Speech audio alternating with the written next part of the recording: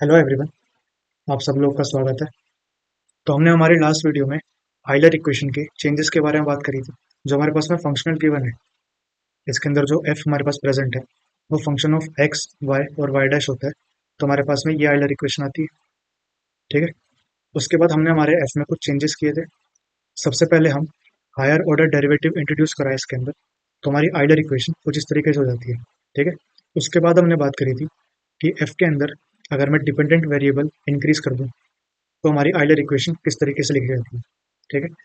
इस केस में y1 और y2 क्या है, डिपेंडेंट वेरिएबल है, और x क्या है, इंडिपेंडेंट है। ठीक है। तो सबसे पहले हम क्या करते हैं, y1 के रिस्पेक्ट में अपनी आइलर इक्वेशन लिखेंगे। उसके बाद y2 के रिस्पेक्ट में लिखेंगे। ऐसे ही अगर हमारे पास में y3 और y4 आ जाए या फिर yn तक आ जाए तो हमारी आइलर इक्वेशन इस तरीके से ही इंक्रीज होती जाती है। ठीक है।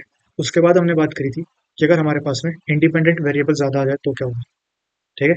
इस केस में एक्स और वाई ये दोनों इंडिपेंडेंट वेरिएबल है, और जेड क्या है हमारे पास में, डिपेंडेंट वेरिएबल। तो हमारी आइलर इक्वेशन कुछ इस तरीके से लिखी जाती है। ये सारी चीजें हमने हमारी लास्ट वीडियो में देख ली थी। आज जो टॉपिक स्टार्ट कर रहे हैं वो है Euler equation in parametric form. ठीक है। तो हमारे पास में एक टी है जिसको हम क्या बोलेंगे कि ये हमारा पैरामीटर है। ठीक। जो एक्स और वाई है वो क्या है, फंक्शन ऑफ टी है। ठीक। और यहाँ पे हमारे पास में एक्स डॉट को हमने D X by D T से रिप्रेजेंट किया है, वाई डॉट को हमने D Y by D T के साथ में। तो अगर इस केस के लिए मुझे आइलर इक्वेशन लिखनी हो तो हम क्या लिखेंगे। इस केस में क्या हो रहा है, हमारे पास में इंडिपेंडेंट वेरिएबल क्या है, टी है, और जो एक्स और वाई क्या है, डिपेंडेंट वेरिएबल। ठीक है। तो ये हमारे पास में सेकंड केस आ गया, है ना। तो हमारी इक्वेशन कुछ इसी फॉर्म की होनी चाहिए। तो देखो, curly F by curly X minus D by D T, और curly F by X dot equals to zero. और दूसरी इक्वेशन क्या आ जाएगी जब मैं वाई के रिस्पेक्ट में लिखूंगा, तो Y D by D T curly F by curly Y dot equals to zero. ठीक है। तो यहाँ पे आप देख रहे हो कि जो पहले हमारा x था उसकी जगह पे t आ गया है। क्यों? क्योंकि ये हमारा इंडिपेंडेंट वेरिएबल है इस केस में। और जो हमारे पास y हुआ करता था उसकी जगह x और y आ गए हैं। क्यों? क्योंकि अब ये दो वेरिएबल हमारे पास में क्या है, डिपेंडेंट है। ये हमारे पास में क्वेश्चन है। तो इसके लिए मैं आइलर इक्वेशन लिखूंगा तो क्या आएगी, curly F by curly X minus D by D T curly F by curly X dot equals to zero. यहाँ पे f क्या है, एक्स डॉट का स्क्वायर और नीचे टी क्यूब। ठीक है। तो एक्स के रिस्पेक्ट में डिफरेंशिएट करेंगे तो जीरो आएगा, और minus D by D T, यहाँ पे टू एक्स डॉट अपॉन में T cube equals to zero. ठीक है। तो यहाँ से मैं बोल सकता हूँ कि ये चीज़ क्या है, कॉन्स्टेंट है। क्यों? क्योंकि इसको डिफरेंशिएट करें तो हमारे पास में जीरो आ रहा है। तो हम लिख देंगे two X dot by T cube equals to A. ठीक है। यहाँ से इसको इधर ले जाते हैं तो two X dot equals to A T की पावर थ्री। अब हमारे पास में एक्स डॉट क्या होता है, D X by D T. ठीक है। तो हमारे पास में two D X equals to A T cube D T आ जाएगा। इसको इंटीग्रेट कर देते हैं तो हमारे पास में two X equals to A T की power four by four plus में बी। ठीक है। हमारे पास में ये दो कंडीशन है, X one equals to three और X two equals to eighteen. इन दो कंडीशन का यूज करेंगे तो हमारे पास में ए और बी की वैल्यू आ जाएगी। ठीक है। और यहाँ से फाइनली हमारे पास में हमारा एक्सट्रीमल आ जाएगा। इसके बाद हम देखते हैं कि आइसो पैरामीट्रिक प्रॉब्लम क्या होती है। हमारे पास में एक प्रॉब्लम हो और हमें बोला जाए कि इसका सॉल्यूशन फाइंड करना है। ठीक है। सच दैट कि वो मैक्सिमम एरिया अपने अंदर इनक्लोज करता हो। ठीक है। तो ऐसी प्रॉब्लम को हम बोलते हैं कि वो आइसो पैरामीट्रिक प्रॉब्लम होती है। ये हमारे पास में क्वेश्चन है। तो अब देखो, हमारे पास में अगर दो इंटीग्रल दिए हो ना क्वेश्चन में, तो ये हमें बताते हैं कि आइसो पैरामीट्रिक प्रॉब्लम है ये। इसके सॉल्विंग का वे क्या होता है, तो देखो, एक इंटीग्रल की वैल्यू है हमारे पास में, तो जिस इंटीग्रल की वैल्यू गिवन होगी इसके अंदर वाले फंक्शन को हम जी बोलेंगे। ठीक है। और जिस इंटीग्रल में वैल्यू नहीं है उसके अंदर जो फंक्शन प्रेजेंट है उसको हम स्मॉल एफ बोलेंगे। ठीक है। ये हम क्यों कर रहे हैं, क्योंकि अब मैं यहाँ से हमारा कैपिटल एफ लिखूंगा, वो क्या आएगा, एफ प्लस लैम्डा जी। ठीक है। तो इस केस में हमारे पास में वैल्यू आ रही है वाई डैश का square plus lambda Y square. ये हमारे पास में एफ आ गया। अब इसके ऊपर हम आइलर इक्वेशन लगाते हैं। यहाँ से हमारे पास में क्या आएगा, Y double dash minus lambda Y equals to zero. ये हमारे पास में क्या है, ऑर्डिनरी डिफरेंशियल इक्वेशन। ठीक है, तो अब देखो इसके अंदर मैं केस 1 लेके चलता हूँ कि लैम्डा हमारे पास में क्या है, के स्क्वायर, और इसको हम ले रहे हैं कि ये पॉजिटिव है। ठीक है, तो हमारी ऑक्सिलरी इक्वेशन आ जाएगी। ठीक है, यहाँ से हमारे पास में वाई ऑफ एक्स आएगा सी वन ए की पावर के एक्स प्लस सी टू ए की पावर माइनस के एक्स। और जो हमारे पास में कंडीशन क्या है, Y of zero equals to zero, Y of pi equals to zero. ठीक है, zero equals to zero use करेंगे तो हमारे पास में C one plus C two equals to zero आएगा। यहाँ से C one equals to minus C two आ गया। ठीक है, तो हमारा वाई ऑफ एक्स आ गया सी वन कॉमन ई की पावर के एक्स माइनस सी की पावर माइनस के एक्स। ठीक है, अब हम क्या यूज करेंगे, Y of pi equals to zero. अब देखो अगर मेरा C one equals to zero हो गया, ठीक है, इसका मतलब C two equals to zero हो जाएगा, और यहाँ से हमारे पास में Y of x equals to zero आ जाएगा। ठीक है, लेकिन जो हमारी कंडीशन है ये, यहाँ पे अगर वाई एक्स जीरो हो गया इसका मतलब ये इंटीग्रल जीरो हो गया, तो जीरो इक्वल्स टू वन आएगा, ये होता नहीं है। ठीक है, इसका मतलब हमारा वाई एक्स जीरो नहीं होना चाहिए।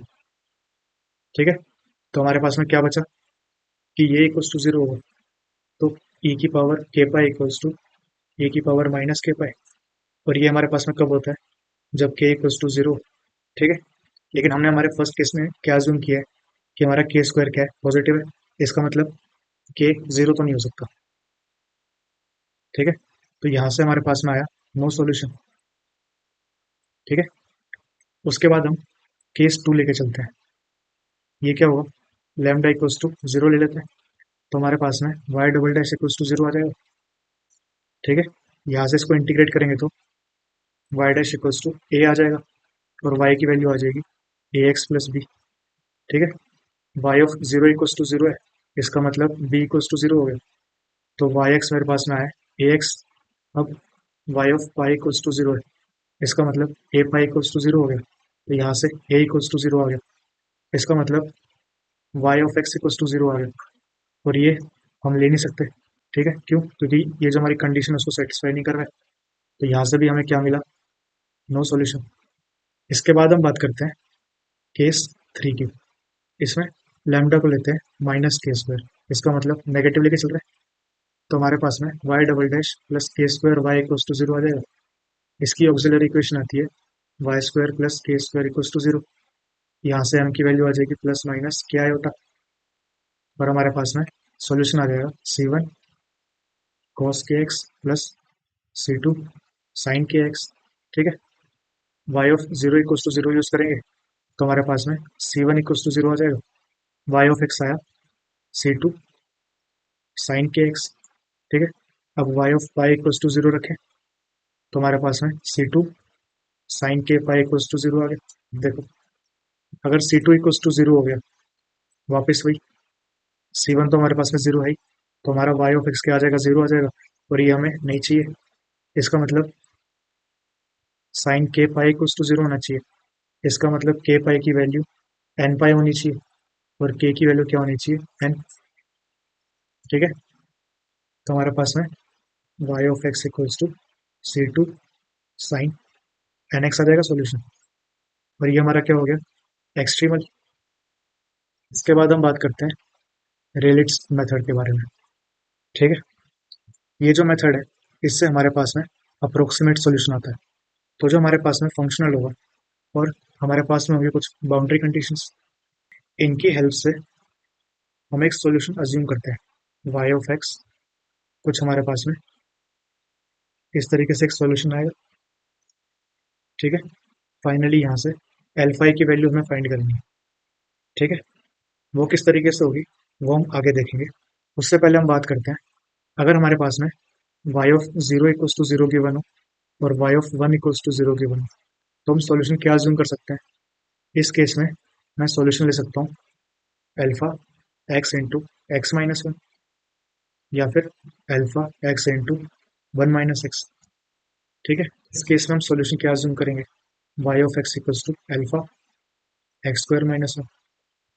ठीक है, और अगर हमारे पास में ये कंडीशन हो कि Y of zero equals to zero है और Y of one equals to one है, तो इस केस में क्या करते हैं, Y of x equals to X plus alpha X into X minus one. ठीक है। उसके बाद हम क्या करते हैं, हम एक कंडीशन यूज करते हैं जिसको हम बोलते हैं नेसेसरी कंडीशन, कि मेरे पास में एक ऑर्डिनरी डिफरेंशियल इक्वेशन गिवन है, ठीक है, और मुझे इसे चेंज करना हो फंक्शनली, तो वो कैसे करेंगे हम? तो उसके लिए हमारे पास में एक मेथड है जिसको हम बोलते हैं गैल्विन मेथड। तो हमारे पास में एक ऑर्डिनरी डिफरेंशियल इक्वेशन होगी और हमारे पास में होगी बाउंड्री कंडीशन। मैं अपनी ओडी को ऐसे लिख सकता हूँ, Y double dash plus B by A Y dash plus C by A Y equals to F of X by, ठीक है। फिर हम क्या करते हैं, यहाँ से अब मैं वैल्यू फाइंड करूंगा पी ऑफ एक्स की। वो क्या होता है, ई की power B by A D X, ठीक है। उसके बाद हम फाइंड करेंगे क्यू एक्स। वो होगा हमारे पास में, देखो यहाँ पे हमने इसको यूज कर लिया, इसके बाद क्या आ रहा है, सी बाई ए आ रहा है, तो यहाँ पे हमारे पास में प्लस है, यहाँ पे लगा देंगे माइनस सी बाई ए और इंटू में पी एक्स, ठीक है। उसके बाद में हमारे पास में आता है आर एक्स।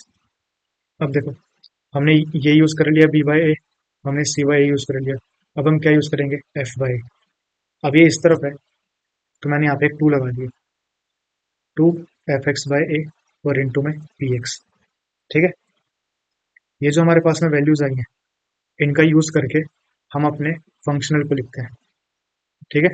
तो वो आ जाएगा हमारे पास में इंटीग्रल पी वाई डैश का square plus Q Y square plus R Y और इंटू में डी एक्स।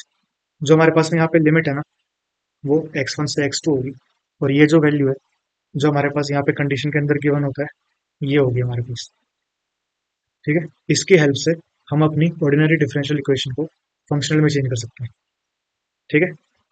लेकिन इसके अलावा भी हमारे पास में एक मेथड है, तो इसको याद करने की जरूरत नहीं है आपको, ठीक है।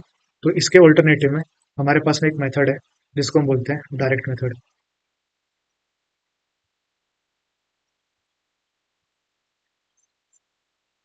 ठीक है। अब ये क्या होता है, अब देखो जो हमारे पास में वाई डबल डैश है, इसको हम चेंज करेंगे माइनस वाई डैश के स्क्वायर के साथ, ठीक है। जो हमारे पास वाई डैश होगा उसको हम चेंज करेंगे जीरो के साथ में, जो हमारे पास वाई होगा उसको हम लिखेंगे वाई स्क्वायर, ठीक। और जो हमारे पास में एफ एक्स होगा, या फिर राइट हैंड साइड में जो भी कुछ प्रेजेंट होगा कॉन्स्टेंट या कुछ भी, उसको हम क्या करेंगे, मल्टीप्लाई बाय टू वाई, ठीक है। तो यहाँ से हमारे पास में सीधा फंक्शनल निकल के आ जाएगा। ये क्या है, ऑर्डिनरी डिफरेंशियल इक्वेशन है। अगर इससे मुझे फंक्शनल लिखना हो तो मैं क्या करूँगा, देखो यहाँ पे क्या है, वाई डबल डैश, इसकी जगह हम लिखेंगे वाई डैश का स्क्वायर माइनस के साथ में, ठीक है, प्लस जो हमारे पास में वाई है इसको हम लिखेंगे वाई का स्क्वायर, और जो हमारे पास में यहाँ पे राइट हैंड साइड में प्रेजेंट है इसमें हम टू वाई से मल्टीप्लाई कर देते हैं, ठीक है। अब इस चीज़ को यहाँ लिया है तो माइनस एक्स वाई डैश का square plus y square minus में two y x equals to zero, इसको मैं माइनस में मल्टीप्लाई कर देता हूँ तो हमारे पास में ये आ जाएगा। अब जो ये चीज़ है ना, ये क्या है, एफ है, ठीक। तो हमारा फंक्शनल आ जाएगा एफ डी एक्स, और जो एफ है उसकी वैल्यू क्या है, ठीक है। और जो हमारे पास में इंटीग्रल की लिमिट है वो क्या आएगी, जो हमें कंडीशन के अंदर गिवन है, जीरो और वन, ठीक है। तो यहाँ पे आ जाएगा जीरो और वन, ठीक। तो इसकी हेल्प से हमने हमारी ओडी का फंक्शनल फाइंड कर लिया। ये हम क्यों करते हैं, ये इसलिए करते हैं कि ना हमारे पास में बहुत बार ऐसा हुआ कि ऑर्डिनरी डिफरेंशियल इक्वेशन थोड़ी डिफिकल्ट आ जाती है या फिर वो सॉल्व नहीं हो पाती, तो उसको हम सीओवी में लाके सॉल्व कर सकते हैं, ठीक है। इसके बाद हम देखते हैं, अगर हमारे पास में पीडी हो, मतलब कि पार्शियल डिफरेंशियल इक्वेशन, अगर इसको चेंज करना हो मुझे फंक्शनल के अंदर, तो वो कैसे होगा, ठीक है। तो उसके लिए भी हम इसी मेथड को यूज कर सकते हैं, डायरेक्ट सब्सटीट्यूशन को। इसमें हम क्या करते हैं, सिमिलर वही चीज होगी, ठीक है। अगर मेरे पास में यू एक्स एक्स है, इसको हम चेंज करते हैं माइनस यू एक्स के स्क्वायर के साथ, ठीक है। यहाँ पे यू वाई वाई आ जाएगा तो वो होगा माइनस यू वाई का स्क्वायर। हमारे पास में यू एक्स है तो ये हो जाएगा जीरो, और यू वाई है तो ये भी हो जाएगा जीरो, ठीक है। और हमारे पास में यू है तो इसको हम लिखते हैं यू का स्क्वायर। जो भी कुछ हमारे पास में राइट हैंड साइड में प्रेजेंट होगा उसको हम क्या कर देंगे, टू यू से मल्टीप्लाई, तो हमारी जो पी डी है वो फंक्शनल में चेंज हो जाएगी। फॉर एग्जाम्पल ये है हमारे पास में, तो इसको हम क्या लिख देंगे, माइनस यू एक्स का स्क्वायर, इसको माइनस यू वाई का स्क्वायर इक्वल्स टू वन। यहाँ से माइनस हटा देता हूँ, हमारे पास में माइनस वन होगा। ठीक है, इसको यहाँ ले आते हैं, तो यू एक्स का स्क्वायर प्लस यू वाई का square plus one equals to zero, तो ये हमारा एफ आ गया। ठीक है, और यहाँ से हम हमारी फंक्शनल लिख लेंगे। इसके ऊपर एग्जाम्पल हम हमारी नेक्स्ट वीडियो में करेंगे। ठीक है, तो आज के लिए इतना ही। Thank you so much and have a nice day.